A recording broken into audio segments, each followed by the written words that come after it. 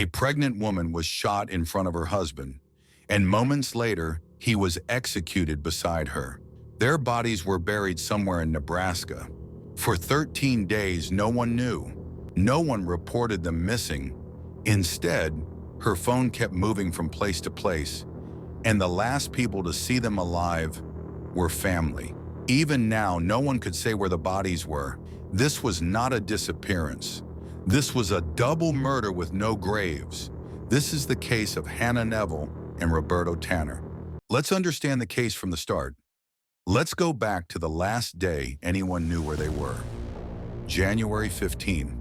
26-year-old Hannah Neville left her home in Stromsburg, Nebraska. She was 8 months pregnant, and she was on her way to Lincoln to pick up her husband and go home. But that never happened. Hannah didn't tell anyone she was afraid. She didn't send a goodbye text, as this was just another drive. But it was not. It all started from an apartment in Lincoln. What happened inside that apartment, no one outside ever saw. But digital evidence later showed something important. They didn't stay long. At approximately 7 p.m., Hannah Neville and her husband, Roberto Tanner, arrived at the apartment. Inside were two people, Sterling James and Sadie Titus. The couple had recently married, and they were not strangers. Sterling James was Roberto's half-brother. Family. Investigators later focused on this moment, because after this night, no one outside that apartment ever saw Hannah or Roberto again. Cell phone data later showed that Hannah's phone remained inside the apartment for less than an hour. Then just after 8 p.m., the phone left the location. That should have been the end of the visit. It wasn't. Instead of heading back toward home, Hannah's phone traveled to a second location.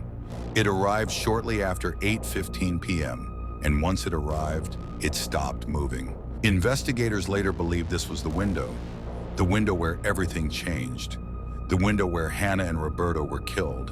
While Hannah's phone remained still at the second location, something else happened. Just after 12:30 a.m. on January 16th, Lincoln police responded to a vehicle fire. The SUV was fully engulfed in flames. By the time firefighters put it out, the vehicle was destroyed. The SUV belonged to Hannah Neville. At the time, police did not know she was missing. There was no missing person report. Hours later, officers attempted to contact Hannah to notify her about the fire. Her phone number was no longer in service. Investigators later believed this was not a coincidence. They believed Hannah was already dead. The location of the burned SUV raised even more questions. It was found just 15 minutes from where Hannah's phone had remained still for 4.5 hours. 2 locations in one night. Later that day, on January 16th, Hannah's phone began moving again. It traveled to multiple locations before going completely offline that afternoon. After that, there was nothing. At this point, police still had no missing persons case. Hannah's SUV had burned. Her phone had gone dark. And yet, no one had called the police to say she was gone. For nearly 2 weeks after the fire, life continued as usual. No searches were conducted. No public warnings were released. Hannah Neville and Roberto Tanner were simply gone. During that time, Hannah missed multiple prenatal appointments. Her doctor noticed she was 32 weeks pregnant, and she never showed up. On January 28th, a call finally came in. Hannah's roommate contacted authorities after not seeing or hearing from her since January 15th. It had been 13 days. That same day, healthcare providers also contacted police to request a welfare check. The concerns were serious. A pregnant woman had vanished suddenly. As investigators looked deeper, they realized that Hannah was not the only one missing. Her husband, Roberto Tanner, had also not been seen or heard from. A missing persons report was filed for him the following day in Lincoln. Now, the police had 2 missing adults. Investigators began retracing Hannah's last known movements.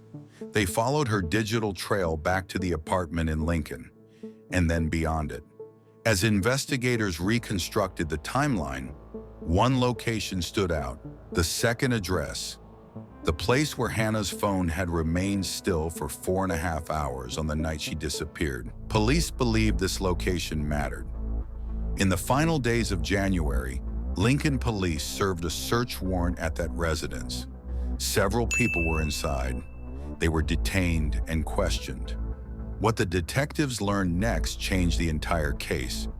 During those interviews, investigators received a crucial lead. One person claimed that Sterling James had confessed. According to police, Sterling James admitted to shooting Hannah Neville and Roberto Tanner. The shootings occurred late on January 15th or in the early hours of January 16th.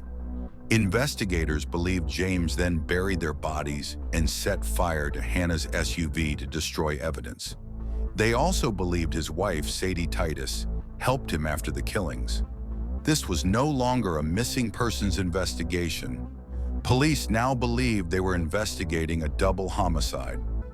On Sunday, February 1st, police took action. Sterling James and Sadie Titus were arrested at their home in Lincoln, Nebraska. James was charged with 2 counts of first-degree murder. Titus faced 2 counts of aiding and abetting first-degree murder. But there was a major problem.